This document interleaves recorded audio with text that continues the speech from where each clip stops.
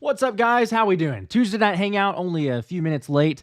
I appreciate that, David, by the way, saying I should bring my kids on the stream so that nobody attacks me. Good one.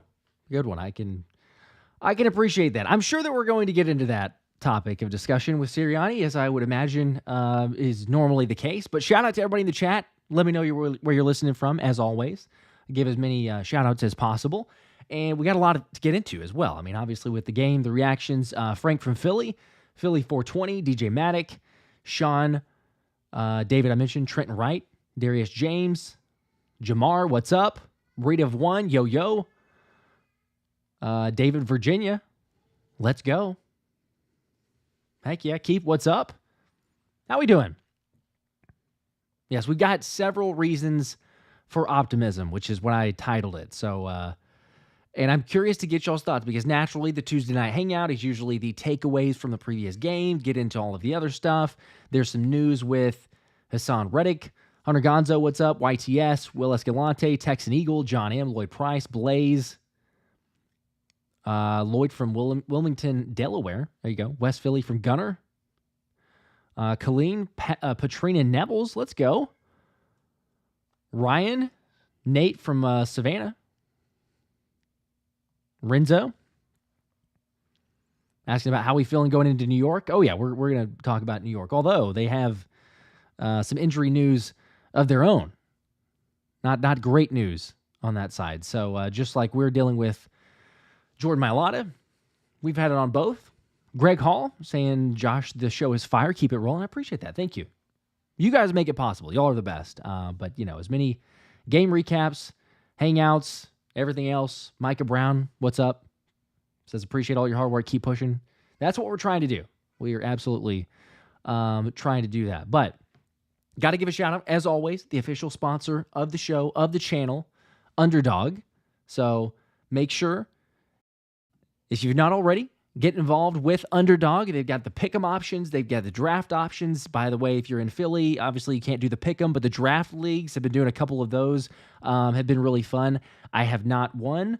For those that have taken part and tried to win some of my money, congratulations, you have done that because I've not won those.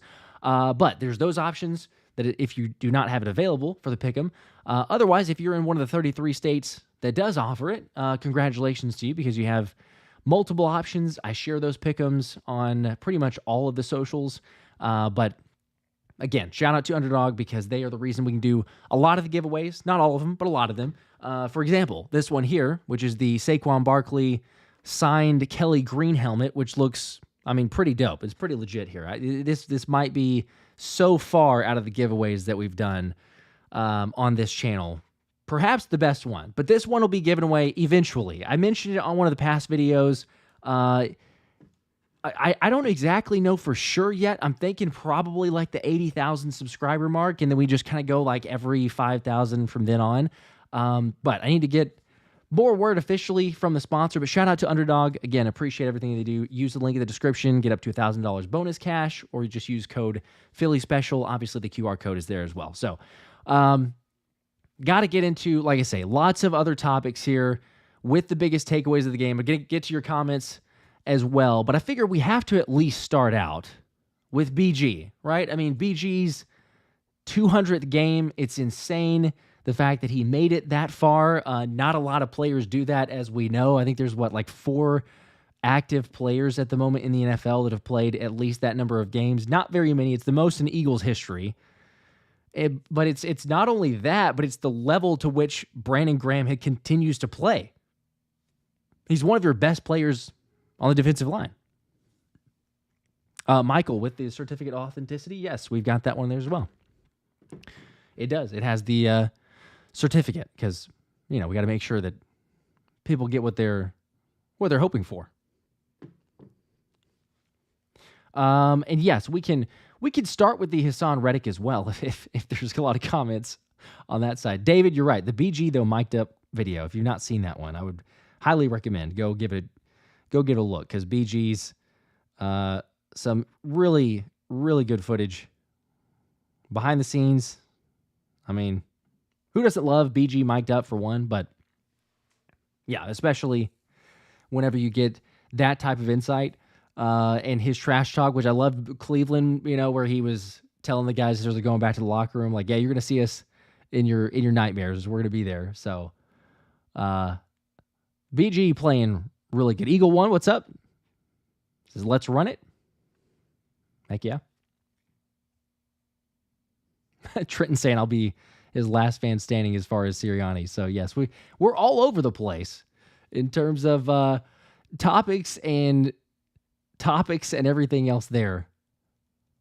John M55 is killing it this year. He is. And by the way, I mean, he said this is like to a certain extent of, okay, to what point does he actually mean this? But he's saying if the Eagles need him next year, he would come back and play. So take that for what you will. I don't know if that's 100%, but so far, I mean, he has played really, really well. And I mean, heck, if he's at this level, if you go through the whole season and he plays a 15th season like this, then, why not? Now, the ultimate goal would be, sure, we have a pass rush where we don't necessarily need him.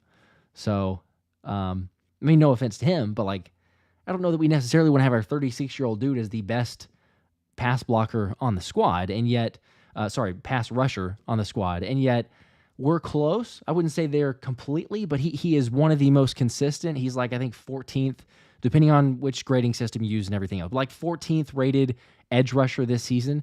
So, yeah, I mean, maybe we could get a little bit more. But there is some production from other guys, and we could certainly talk about those. Maybe first off, and I'll just start with Haason Reddick because people are asking, questions. What's going on with Haason Reddick? I saw some individuals maybe hype it up a little bit, but Trenton saying, yeah, our pass rush slowly coming together. I'm believing that. I think that is a positive to take away from it. Let's see. That's totally fair. I'm just getting some of the comments. Ryan's BG should come back. He's still useful.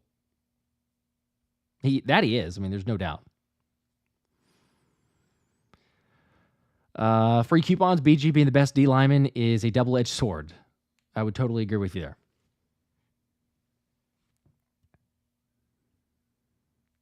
But we could start with, perhaps, wherever you guys want to, but I'm thinking starting with the Haason Reddick news and go get back to the D-line in itself. But yes, I got a lot of questions on that side, and if you didn't catch it already, Haason Reddick was granted a request to seek a trade, or I guess, at the point where the Jets are like, hey, go see what you can get. He was fired.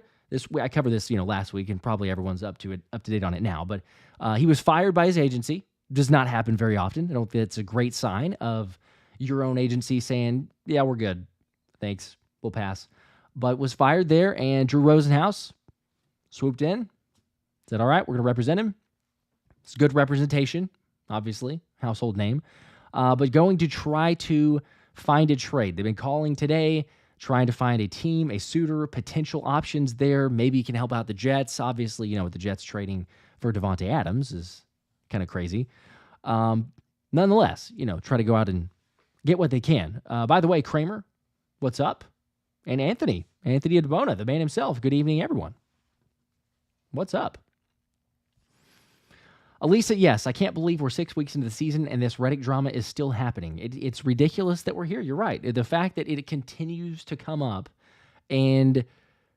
but yet it does have some relevancy to the Eagles. The Eagles are not trading for him. I saw some people going like, oh, well, my gosh, it's happening, or they're going to pull this thing off. Like, there's no trading for Haason Reddick. We've already been down that road of what takes place, the trade back scenario in NFL rules, and the fact that it can't happen for 2 years. So none of that is possible.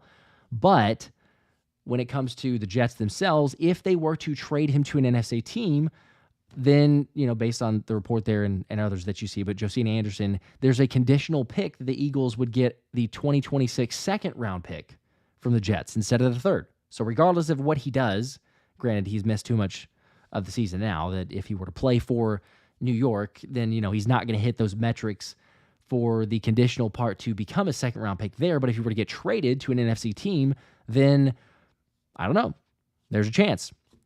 But surely, I mean, come on, Joe Douglas has botched this situation more than badly enough. There's no way that he's going to trade to an NFC team. I would highly, highly doubt that. I guess it's not impossible, but free coupons, trade back thing, doesn't matter if he hits free agency, does it? Well, I mean, no, but they'd have to cut him, and they're not going to cut him. Highly doubt they're going to go that. I mean, that's just complete. They're either going to trade him, or if they hang on to him throughout this season and he doesn't play, then he's hit with all the fines, but his contract in a way kind of like renews. It's a weird situation, but it's a lose-lose for Haas, quite honestly, because then it's like he wouldn't have fulfilled the contract, so he doesn't then become a free agent. He actually has to fulfill it another year, if I read that correctly. So not the best.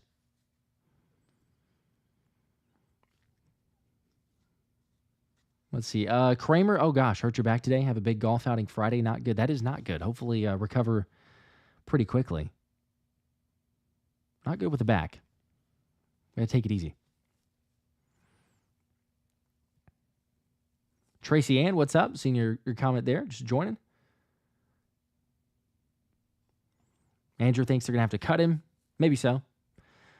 I mean, they'll at least see if they can get something back. It's probably going to be a loss regardless, but yeah, probably won't be a NFC competitor for at least on that side.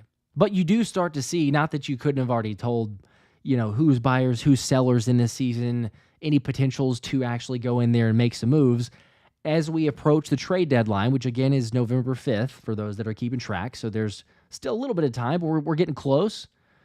You see, okay, the Browns have traded away Amari Cooper to the Buffalo Bills. So they're trying to clean house because, they have the contract with Deshaun Watson that is going to absolutely destroy the franchise for the long term. It already did whenever they signed it, and they made that deal happen, but it's just getting worse. So go ahead and try to do whatever you can do, try to salvage any sort of situation. I would imagine they would be open to a lot of different trades. I'm not saying that's a Myles Garrett. I don't think that's a realistic scenario. Yes, it would be phenomenal to have a guy like that. But if you see any other potential options, you know how he's going to be calling. It's a question of, what guys you actually go after and get.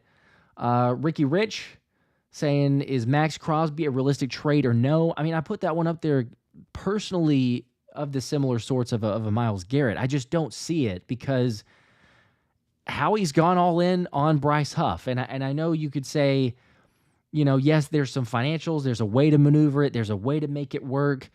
But given where we're at in the season and the situation with some of the, well, I guess the team as a whole, but you look at some of the pass rush guys, I don't think that he's going to go out there and say, you know what, let's go ahead. Let's make this thing happen and going all in for a contract like that, because otherwise they would have said, yeah, we'll hang tight. Like, even if you don't have Haas, then they maybe not necessarily pay that much money to Bryce Huff. It seems unlikely. I don't know. Again, nothing's impossible, but Hope Joyce heard Haas will be in Detroit very soon. I did hear that Detroit was one of those rumored teams to be interested. I hope.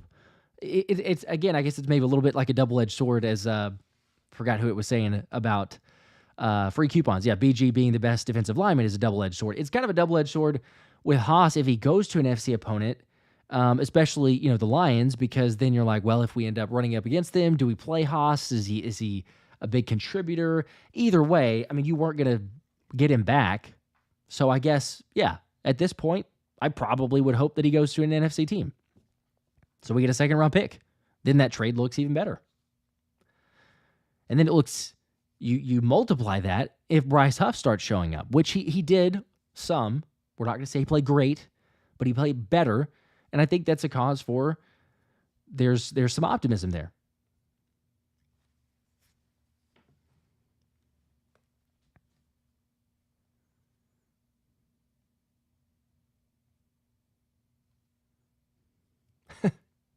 Anthony, Eagles are trading for Crosby and Garrett, and then they're also signing Donald out of retirement. Okay, well, that's news to me, but there you go. You have it from the man himself. Must be official. I mean, it's always fun, right? It's always fun to to speculate, to see what might be possible.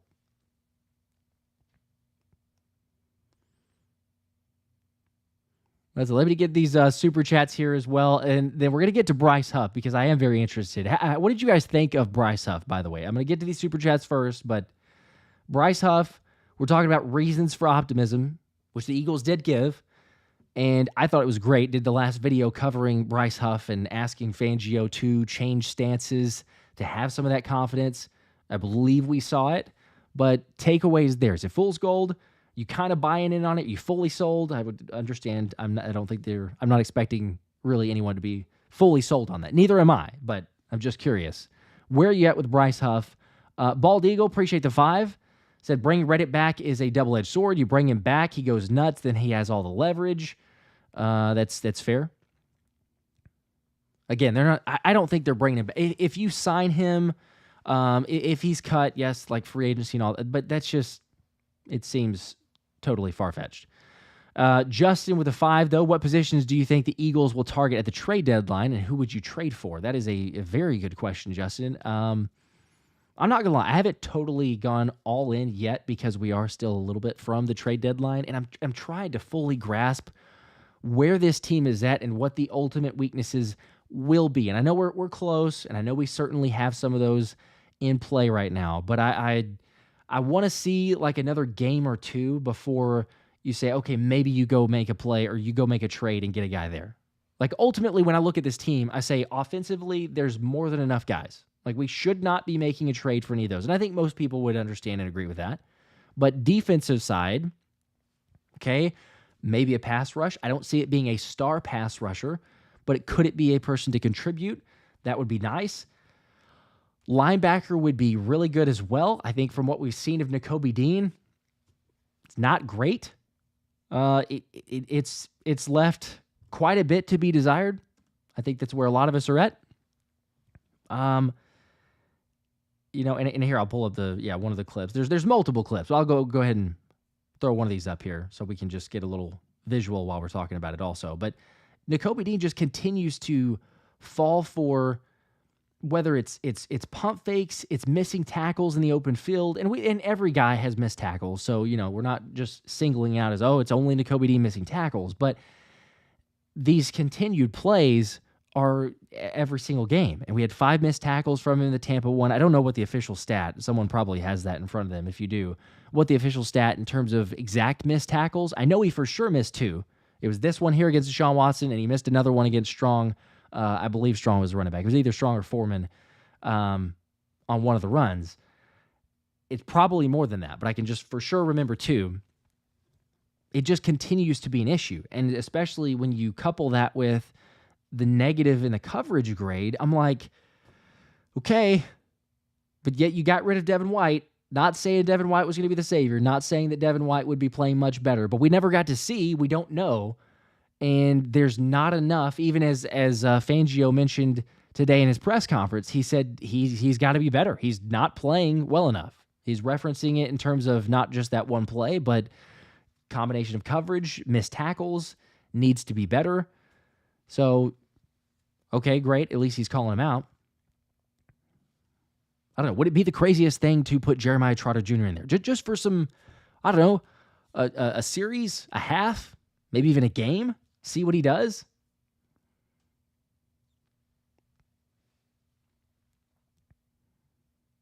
I mean, Zach Bond's been doing well.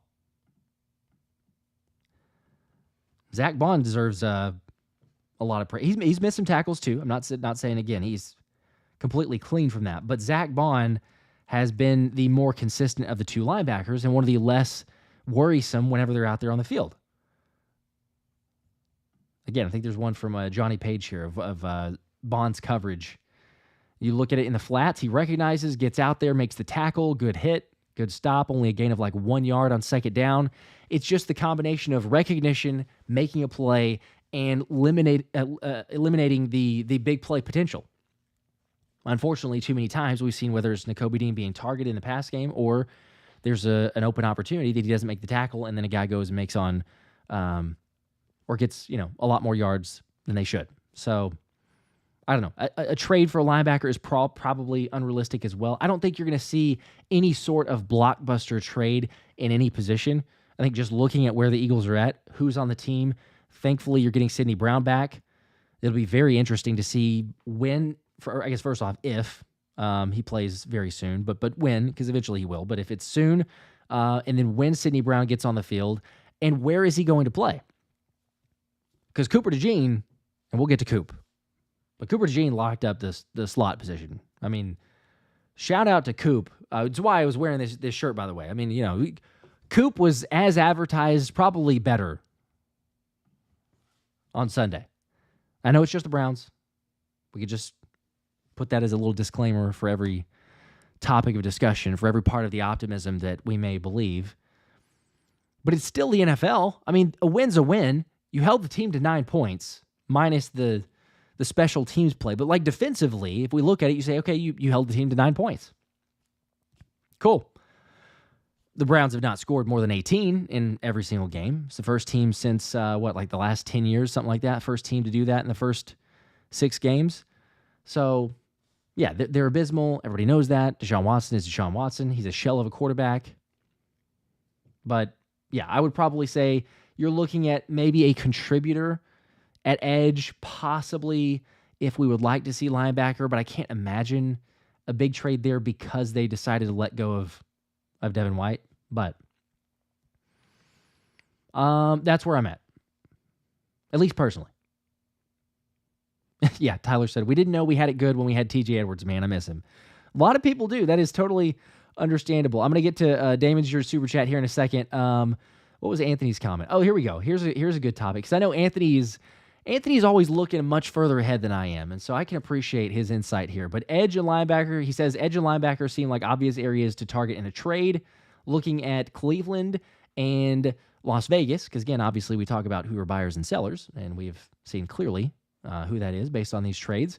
They have a few less noteworthy targets in linebacker Robert Spillane, linebacker Jordan Hicks, as we are very familiar with, and edge Darius Smith. I could be interested in some of those. What about you guys? I'm going to get to Damon's super chat here, but out of those names that Anthony mentioned, what would be the favorite? Because we're living hypothetically, I suppose. But out of those names and targets there, what are the favorite options? Dave, appreciate the 5 bomb. Let's go. Said, I'm not sold on any of the mess I'm seeing on the field. I'm seeing 2023 all over again, and I can't wait to wake up and see Nick fired. Yeah, I feel you. There's been frustrating elements to it for sure. I will argue. We've seen very up and down. I do understand there, and yeah, we could say the whole game of you're playing some good opponents, some not great opponents at all. But ultimately, when we look at this squad, I didn't expect the offense to have quite the struggle that we have. I mean, we set a franchise record for 5 games in a row without scoring a point in the first quarter. I really can't quite fathom that still. I mean, here you have a team that, like at the beginning of the year, and I've said this a couple times, I think, but at the beginning of the year, if you were like, hey, you got Jalen Hurts, Saquon Barkley, A.J. Brown, Devonta Smith, Dallas Goedert, this offensive line, yes, there were some injuries here or there, but if you have all that talent, and I told you there's going to be one team in the NFL that does not score in the first quarter out of the first 6 weeks, the Eagles are not one of those teams that you meant. It's just, it's unexplainable. I mean, we can explain it because we know more insight and in-depth analysis there, but it's crazy. Like, even if you just luck into a score. Now, it's an unlucky element to it. It's really poor play, and it's also poor decision-making because, yes, Sirianni could have kicked a couple field goals there and decided to go for it. But still, like, to not score at all. I mean, you got, what was it? The Panthers, took them 3 weeks. But they benched Bryce Young. Finally did it whenever Andy Dalton got in.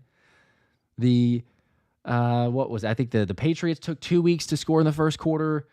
You look at some of the worst teams. The Jags scored in week 1.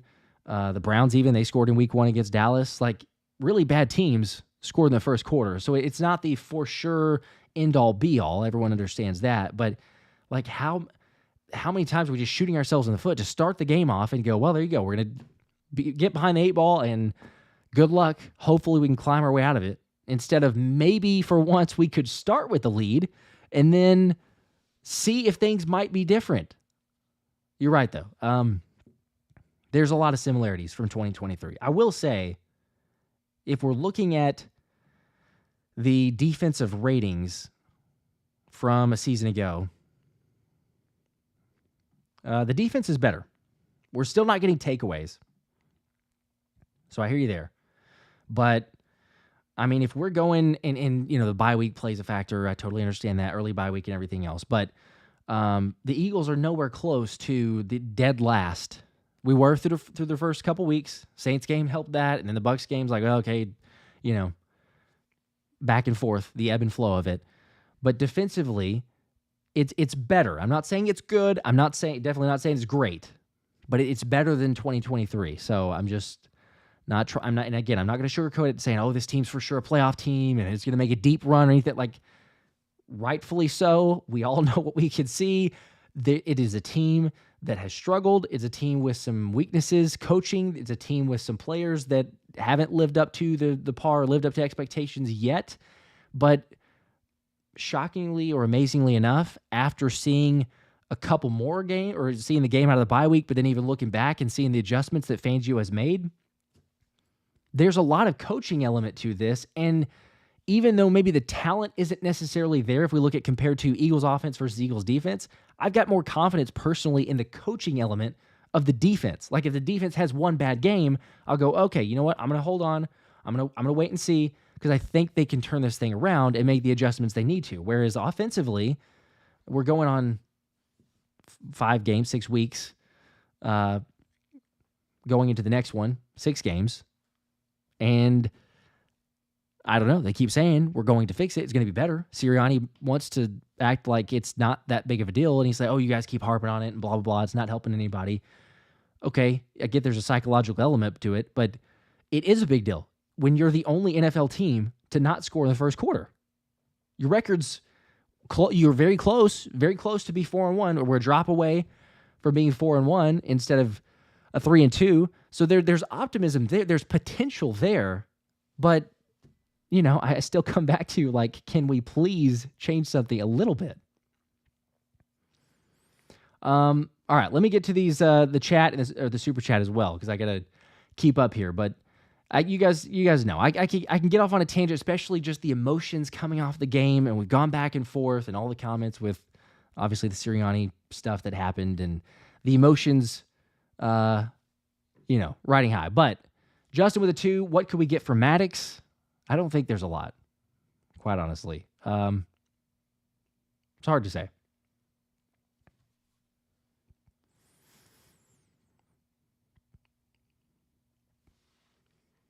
I don't think there's a lot of.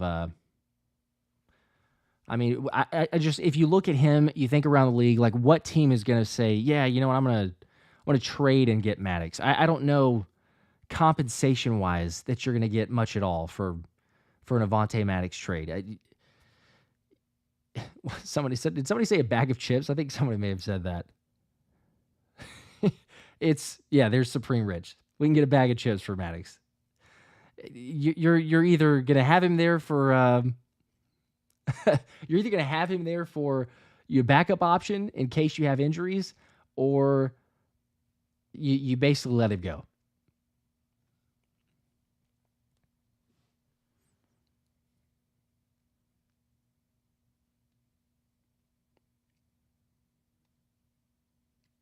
All right, let's see some of the other comments as well. And I'm going to get to Bryce Huff, because I mentioned it and said, hey, what do we think about Bryce Huff? Thoughts? Where are we going? Is he going? Can he get better? Do you believe in it? David asking where to get the Coop shirt. There's a link actually in the description. So it's at Die Hard Addicts. I've got the link there. Just use code Philly Special. They might actually be out. I say that now that you're asking. I think they might be out. Sorry. Now that I'm mentioning that, you might not find it there yet. Eventually, they'll refresh with that. There is the AJ one that I wore recently. There's a Smitty one. So if they don't have the DeJean or DeJean, as we will call it, there are other options. But yes, there's a link in the description to go to that. Easy saying, man, I love our rookies. Heck yeah. Coop and Q. Those guys are studs. As far as the trades, too, it looks like Darius. A lot of people saying Darius Smith. Obviously, yes, we would take a Myles Garrett, but I don't think it's a possibility. I could get behind that if there's an option.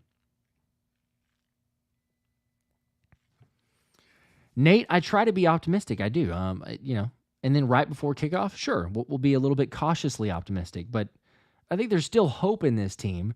It's just that every once in a while I get some comments, and it's usually not for the most part like the live chat because, you guys, I guess, know what to expect, and we go back and forth in different topics and comments and, different opinions and viewpoints on it, I guess, but like there's still a few comments and people are like, oh, I'm totally out on this team, or that's it, I don't care, even though we saw that it's a win and blah, blah, blah. Like, yes, I know that there's some concerning elements to it, but there's a chance that this squad could be different, could make some changes that you need to see, and I don't know. Crazier things have happened. That's all I'm saying. Before I get into the Bryce Huff, there's Trenton saying, trade for Darius. Fanny saying Garrett isn't leaving Cleveland. I can't imagine they would actually do something like that, but David, I know the Saquon's ones did sell out a while ago. They appreciate the 5 more, said, I want to see what a full game of nothing but Kellen Moore calling the offense. Yes, what that would look like.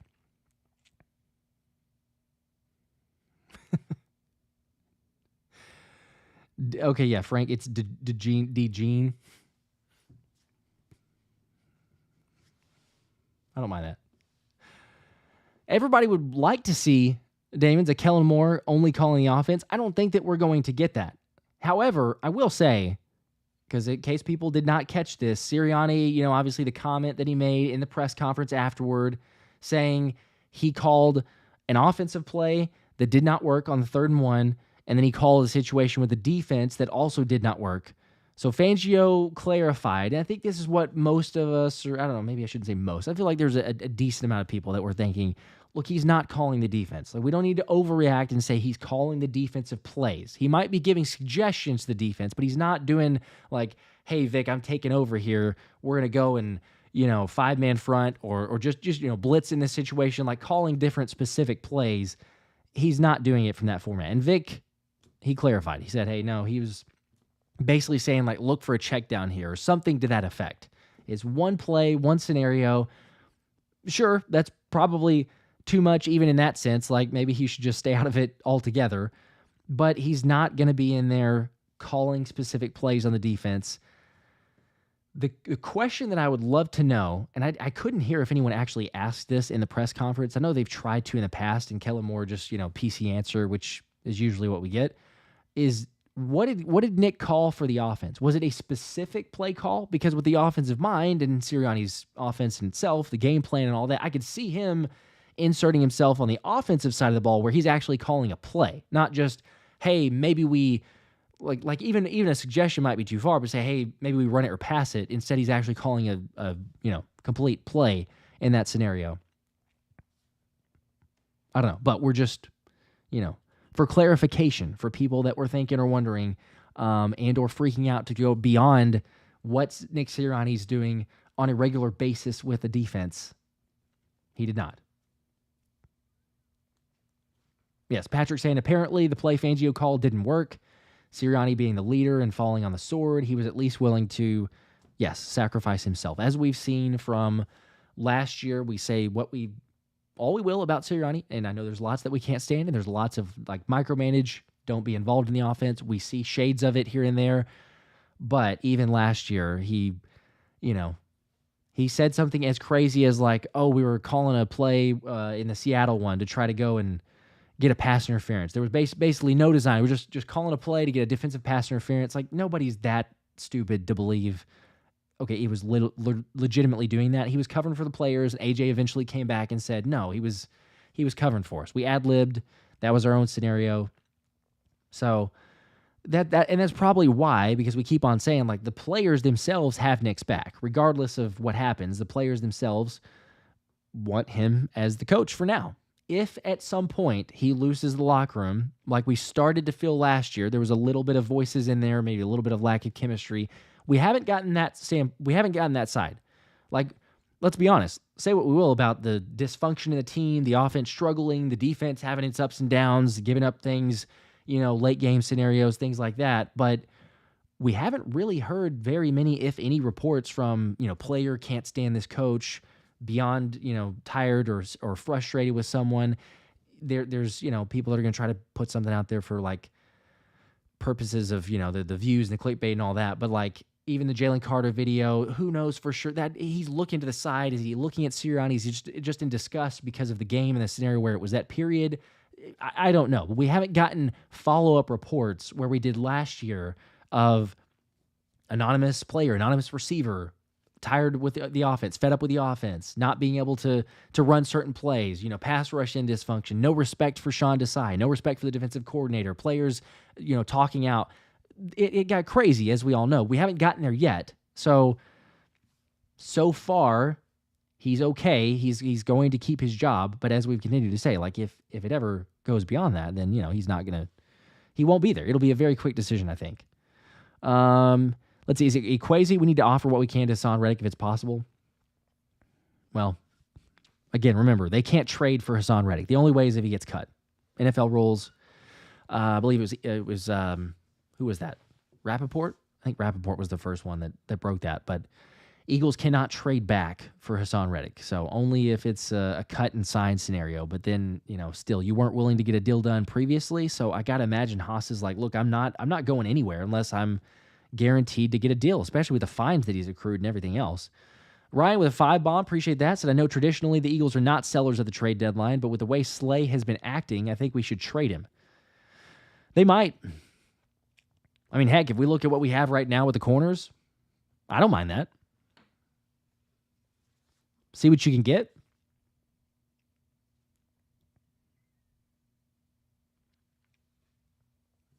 Josh P. I do. I probably need to pin a post up there that says, it's impossible to get Reddick back. Stop thinking about it. There's lots of comments there.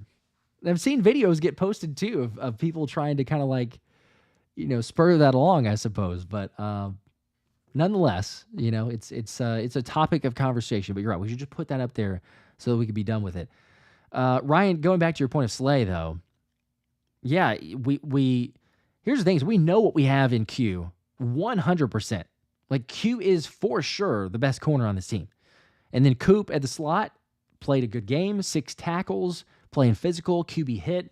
In fact, I'm sure that people saw this. Let me find it if you've not, but I'm sure most people have seen this. There are a couple of clips of Coop's physicality. There's one where he, like, tosses a tackle aside.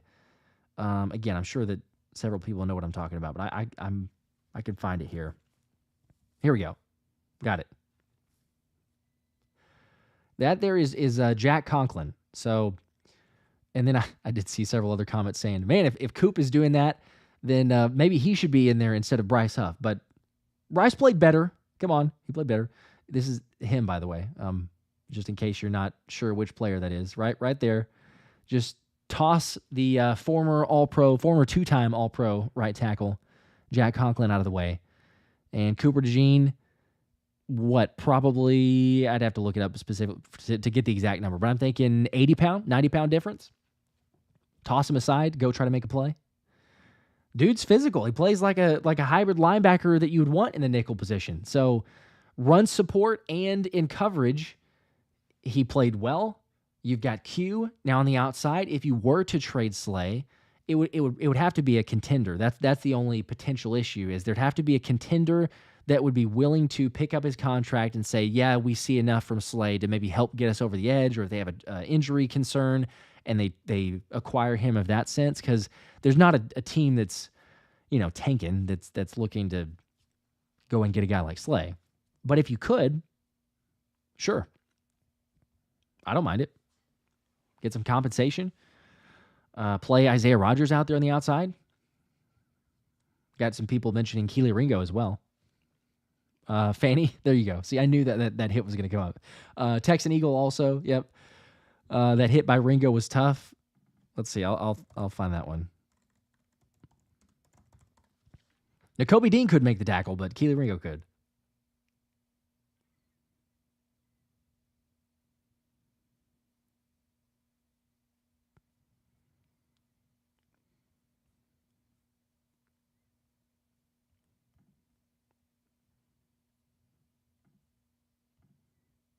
Here we go. Let's see if it'll replay. Yeah, good hit. Pretty good hit from Kelee Ringo. After Nakobe missed tackle, of course, but you got to love it. It's also a different angle here. Yeah, we could do this one. I mean, it's like Strong ran into a brick wall. Kelee just standing over him. You got a physical corner in Kelee Ringo, and you got a speedster in Isaiah Rodgers that I still believe if he gets enough reps with a defense that we have, that, you know, we will call it honestly, that he's got the ability to you know, get some or have some takeaways, because we're tied for last with Las Vegas for takeaways. I think we're at 2. If I'm not mistaken, we have 2 interceptions, and I don't believe we have a fumble recovered. So 2 through 5 games, not great. Not a great situation to be in. The defense could certainly help out the offense if we get some takeaways, but the bend but don't break, I get it.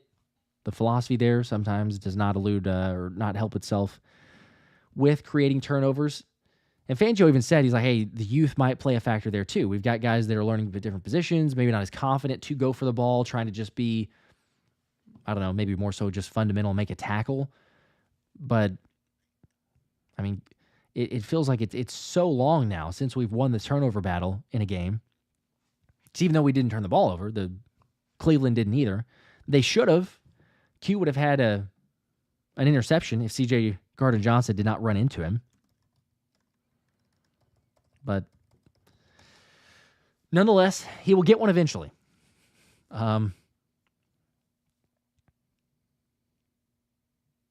Easy saying slave for some chips. Andrew, I didn't realize that. Okay, sometimes get so quiet. Yeah, I was just looking up for a clip, but yeah, your stream's all good.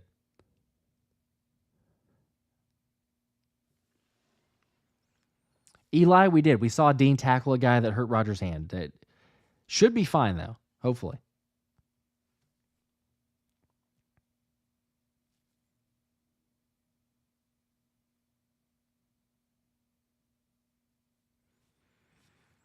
Let's see. Let me get to the super chat from Ryan. Appreciate the 5, man. Let's see. Who do you think we're going to cut to get Sidney Brown back on the field? Knowing this organization, it's going to be something crazy. Yeah, that's a good question, actually. That's a really good question, because we were talking about that before. And look, I'll admit this, because I was completely wrong, especially with the way that game went. I was saying, like, it might be a possibility of a Grant Calcaterra, because we're like, he's not going to do anything for you in the passing game because Jalen doesn't look his way, and he definitely can't block to save his life. So I was like, I don't know. There's a potential there. Personally, I would probably lean towards an Eli Ricks. Let's see. There's probably a couple other options as well. Let's pull up the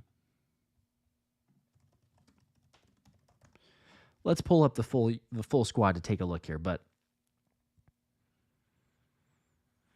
I think those couple felt like the most likely. Let me see if I can screen share. That'll probably.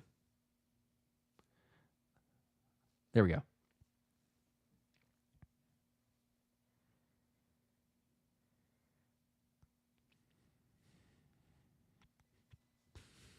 Yeah, if we're looking at the group here,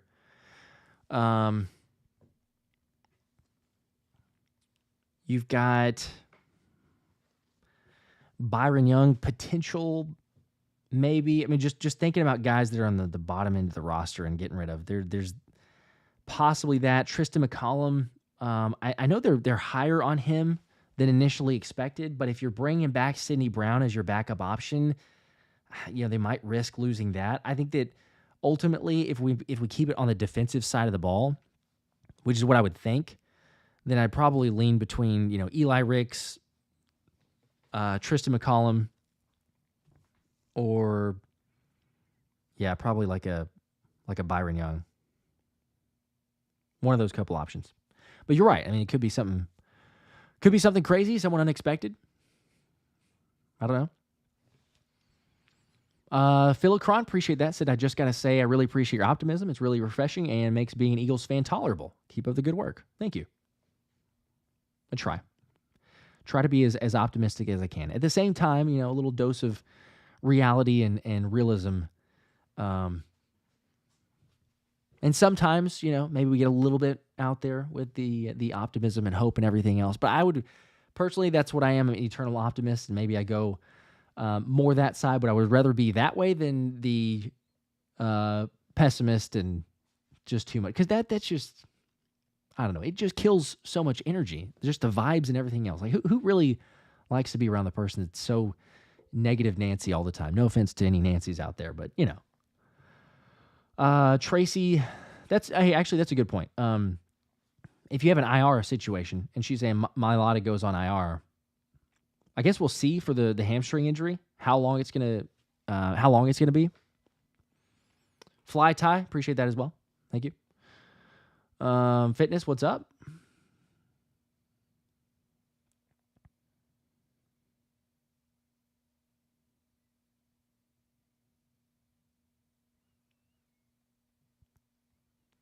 But Mailata went on, I think he was with WIP today, and saying he's going to be out a couple weeks.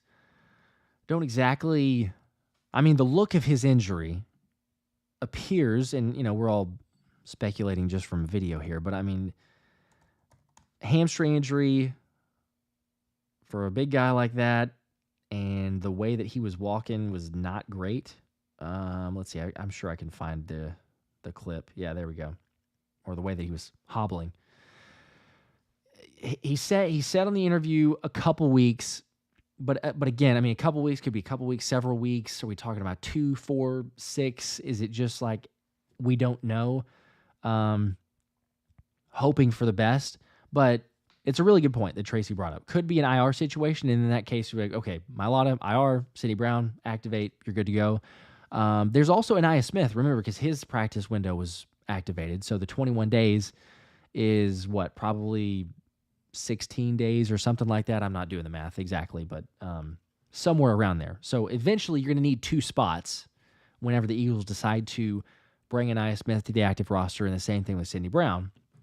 So this could be one of those. And then you look at whether it's an Eli Ricks.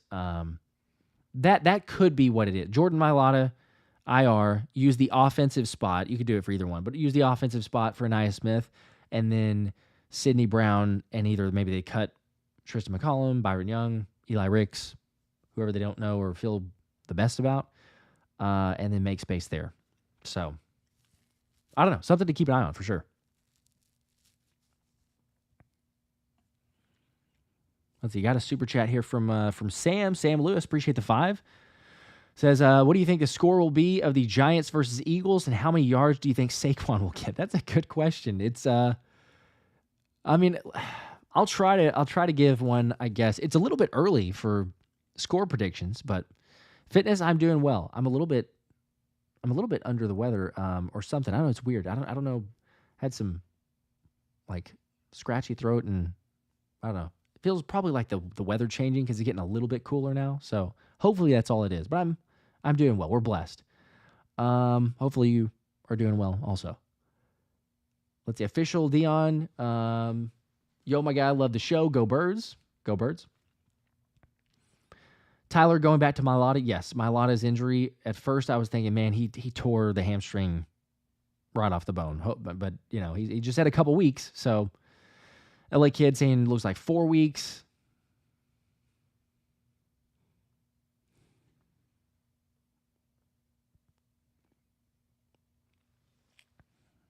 Yeah, that's I would imagine it's at least enough where you're probably looking at the IR, but you never know. Sam, I'm trying to buy some time to think about what that score is exactly going to be. I don't know. That like the Giants, the defense is legit. I think the defense for New York is legit. We're talking about the offense and where that's going to limit the Eagles or kind of be the full test of the game is are the Giants able to move the football at all? Do they do much? I don't know. What's the total? I'm sure people already know this. I haven't looked at it yet again, obviously. So let's see. What's the spread? What's the total? What are we looking at so far? All right, we got Eagles 3-point favorite, and it's a 43.5 total. So, man, what am I going to say here? I would go with, Mailata's going to be out. The Giants probably without, Andrew Thomas, the left tackle. I think he's going to be out for quite a while. Could be season ending. Hopefully, for his own sake, not, but could be. Man, that's tough. I'm going to say Eagles, I don't know, 24-20. Maybe something like that. It's very early to be picking this, but I appreciate the question. But yeah, 24-20, barely cover. It's probably where I would go at this point. And then Saquon, yards-wise, I want this to be like the Saquon giant killer game, remind them what they lost. I don't know. It was a little bit strange to see Saquon not have as many yards and production against Cleveland, because going into it, I did the preview and we talked about the numbers that Cleveland's given up, the fact that their run defense has not been that great. Obviously, they gave up like 200-plus yards to the Commanders the previous week, had been giving up 5 yards a carry, all that other stuff. But it was clearly Saquon's worst game running the football. And the offensive line didn't do him as many favors either. But it should be better. I'm just thinking that defensive line and being down Jordan Mailata too. How many rushing yards? I would say maybe like 75, 80 rushing yards, something like that. Before this, I would have probably said more, but just the recency and then the injury there, that's about where I'm at anyway. Got several different scores though. Mike's saying Eagles 23, Giants 13, David's Philly 17, Giants 6. Some really good defense there. 20-17 for the K-Dude, 18-9. Eagles for fitness. Let's see. Fanny, the Cooper trade just weakened their offense. Let's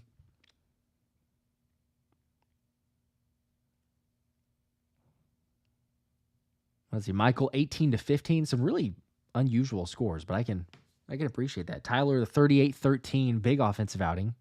Heck yeah, 125 and 3 touchdowns for Saquon. See, that's what I hope happens. I just don't know if we're on that side. Weedosaurus, Burns will feast if Mailata is out. Fred Johnson's going to have his hands full, that's for sure. He got some concerns. Malik Neighbors, Fanny, I saw your question. Looks like you may have gotten an answer, but most likely will be back from the concussion. Tracy Ann 24-16, official Dion 35-14, 10-9 Eagles. If we get a 10-9 game after a 20-16 with the Cleveland Browns, that was not very fun to watch. I don't know, 10-9. Good gosh. Yeah, John, that's a good point. Division is typically tight. That's why I say 24-20.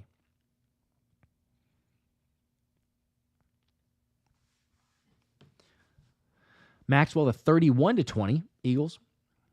There's a 17-10, 24-18, 27-17, 20-17, 28-17. A lot of 17s there.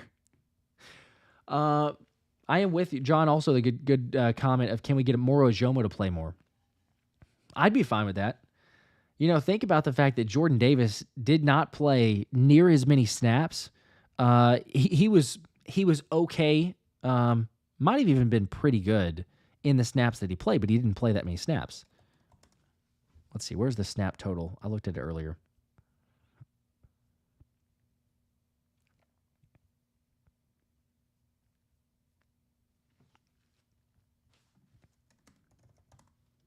Where is that one? There we go.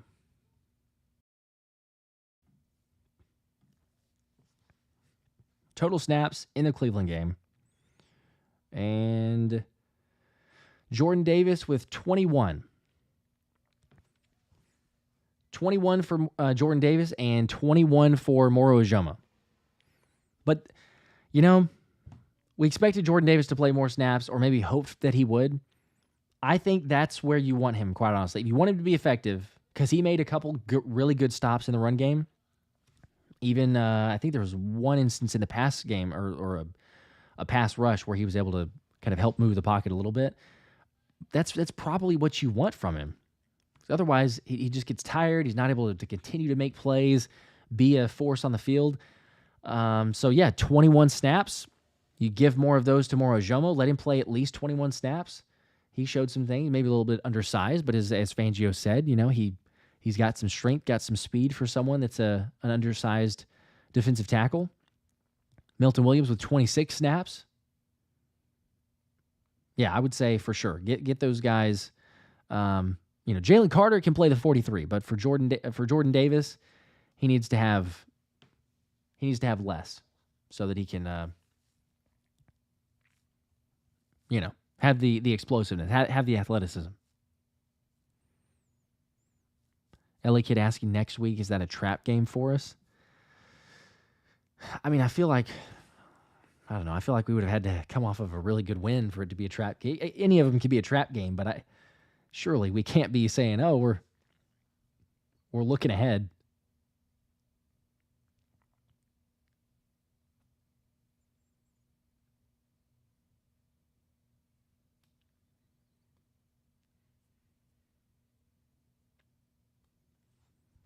Let's see. Yeah, Milton plays more than Davis. And he should. He should play more. He should get those snaps. Now, hopefully he gets a little bit more production, but it was good to see the sacks, right? I mean, 5 sacks against Cleveland. The defensive line played well. Had to love that. Josh B., the Giants might be a tough game somehow. I think it could. Frank, oh, you're talking about the snap totals? No, it wasn't. That wasn't PFF. That was just I think it's the Eagles. Just the Eagles official post, or I don't know, stats. It's the graphic that like Jeff McClain, Dave Zangaro, I think John McMullen posted it. It was on Bleeding Green Nation too. So the same one that all of them get.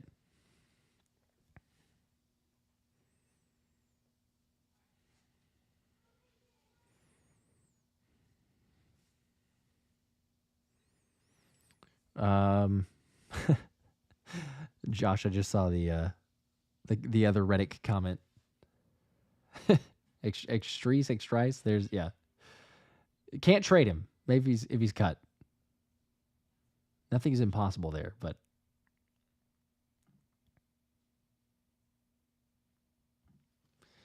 Wait source, I think you're right. It's not the Giants from yesteryear. Somehow they look better without Barkley. They really do, which is kind of crazy.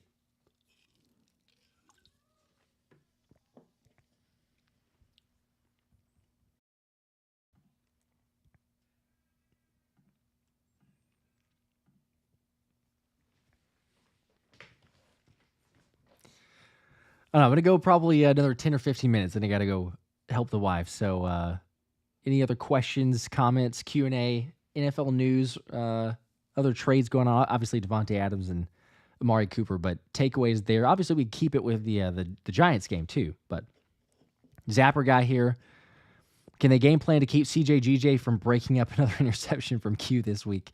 I don't think that's a game plan situation. I mean, I know there's obviously some sarcasm in that one, but I tried to find that clip. Let me see if I can find that one. I was trying to find it a second ago. It was pretty funny because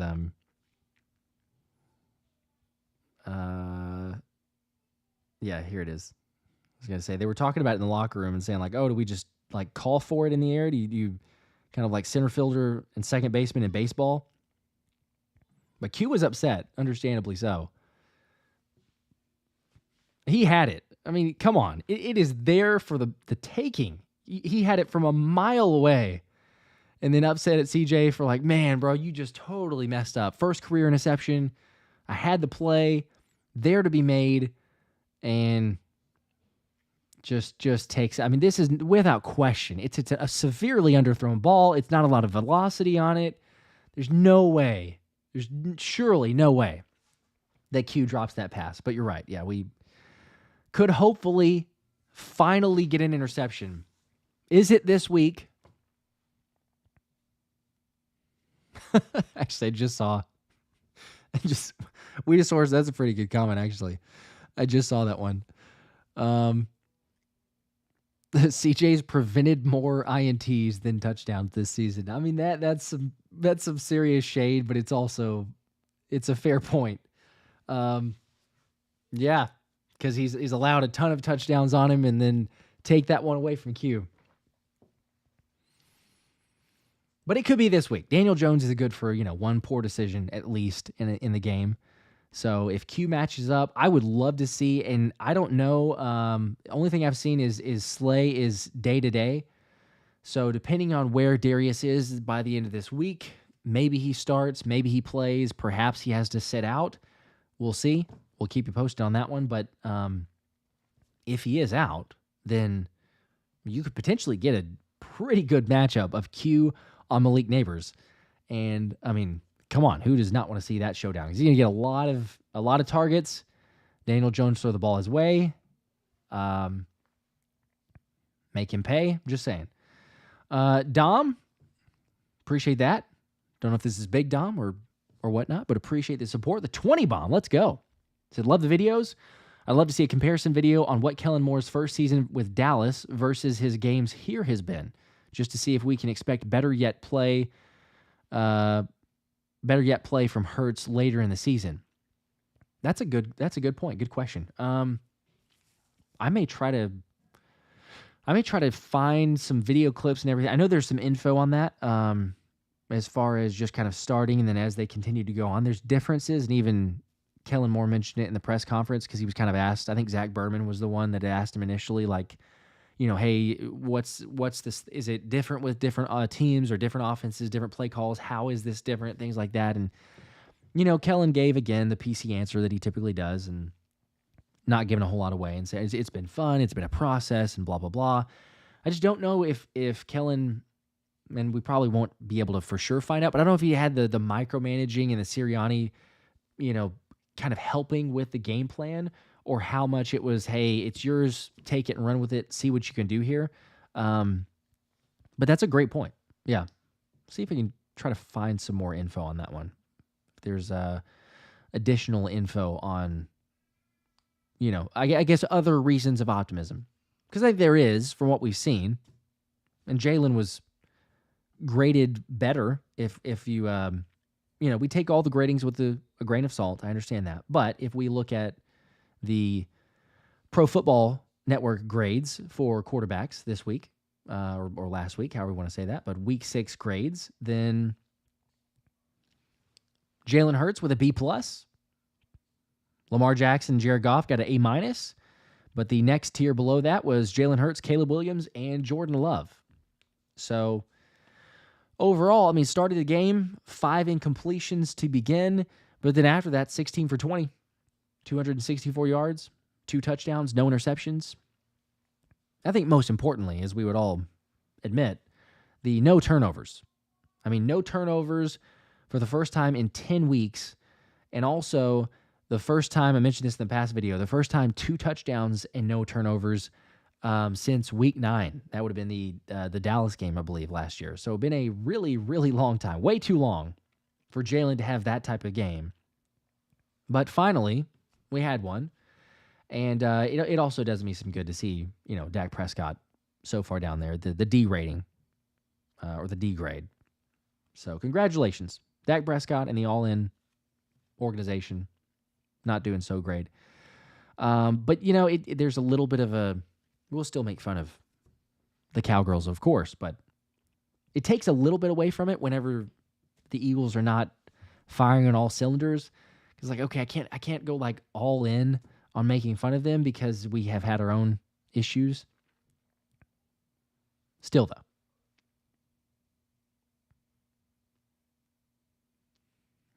Yeah, seeing this. D for Dak. I don't know if people saw this one. It did get retweeted by a couple of different ones, so you might have. But on the Dallas note, just real quick, Jerry Jones has lost his mind. I guess that was already given. But he called out several different radio hosts, which is the local radio in Dallas. And he was asked about, some of the mistakes that he's made. And by the way, he said they're not going to be buyers. They're not going to be going all out in the trade deadline. But he was asked about some of his mistakes or some of the areas that, do you wish you could go back and do it over? And, just the offseason moves in general. And you see the quote there, but he said, "Your job isn't to let me go over all the reasons that I did something. That's not your job. I'll get somebody else to ask these questions. I'm not kidding," which the 105.3 The Fan is the local, Dallas Cowboys official station of the Dallas Cowboys. And so to get that, it's literally just threatening to be we'll remove you, basically. It's like, you got to be kidding me. He's off his rocker. He's been that way for a long time.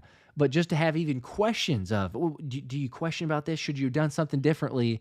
And totally just loses it completely. So I encourage you, if you've not heard it, I mean, it made me laugh. I kind of got a kick out of it because we have our own internal issues. There's things with the coaching. There's things with front office, some moves that we made, didn't make. Yes. But, I don't know. Maybe it could be worse, I suppose, if you want to look at it from that perspective. It did give me a good laugh, though, by the way. So, let's see. Damon's with the 2. Appreciate that, man. Said, what if we lose to the Giants? If we lose to the Giants, we will be in a bad way, for sure. But I don't think Sirianni gets fired. Maybe I'm wrong. You guys might disagree. But I think even as bad as that one win was against Cleveland, I think if it's a loss against the Giants, they'll say, yeah, we'll give it one more week, at least. It'll be okay. I mean, if you got blown out completely by the Giants, maybe you're looking at something there. But realistically, I think it'd be, all right, division games are close. Sometimes you lose ones you shouldn't. I think they would give him another week. But, I mean, if we lose, even if Sirianni's here, yeah, major concerns. Big concerns. You should not be losing to the Giants. Even being without Jordan Mailata, they're going to be without one of their tackles, so we can play the game of, well, you don't have this guy, you don't have that guy. It's the NFL. This is the way this thing works. So I really don't like the excuse of injuries. Even when you're without starters, yes, it gets to a certain point, sure, where it's like, oh, you're without Lane Johnson, A.J. Brown, Devonta Smith. Much bigger differences because there's multiple guys, but still. Zapper guy, though, I understand. There's people that do believe that. Saying, yeah, if we get blown out by the Giants, I think he's gone.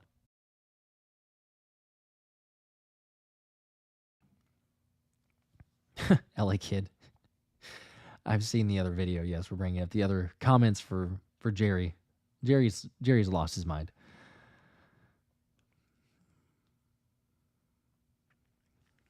Andrew saying Nick isn't getting fired. Keep telling fans they won't fire him unless it's huge losing streak or they don't make the playoffs, and let him go after the season. I think it would be the Giants game loss, and I don't know. You'd have to probably lose that one, lose to the Bengals, and then maybe they make the decision there. If you lost 3. Even if you have the Cowboys coming up next, I think if you lost the next 3, that would be it. It might have to be those 3. For sure 2 of them. One's not going to do it. But yeah, I think it'd be those 3. By the way, just record keeping before we wrap up here. The Eagles will be playing the Cincinnati Bengals for a 1 p.m. kickoff. So that one, not this week, obviously, because it's New York, but there's another noon kickoff with the Bengals, 1 p.m., because the NFL took a look at the schedule and said they wanted to flex the Washington Commanders and the Chicago Bears to the primetime slot of the 4:25 instead of the Eagles and Bengals, due to, records and watch values and everything else. So that's fine. I mean, honestly, it's kind of nice sometimes whenever you end early and have the rest of the day, but that is something I tweeted about. I did not expect to see the Eagles being bumped by the Washington Commanders and Chicago Bears for a primetime slot. Yet, nonetheless, CBS and the NFL did. They swapped it around, and there you go. So it is official. The Eagles will be playing a much earlier game in Cincinnati. Goat 11, Sirianni is a more cocky and emotional version of myself. So Sirianni's kind of like your, what is it? He's like your spirit animal. Yeah, your spirit animal is Nick Sirianni. I don't know that I've heard anybody say that Sirianni is like them. Tyler's saying I like 12 o'clock games more anyways. There you go. Works out better then. We'll see how it shakes out.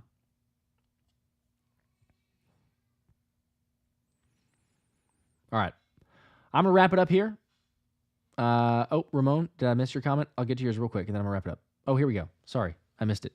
Ramon, love the show, Josh. I promise you we'll be fine because once we click things and tone's going to change from where it is now, we have the signs.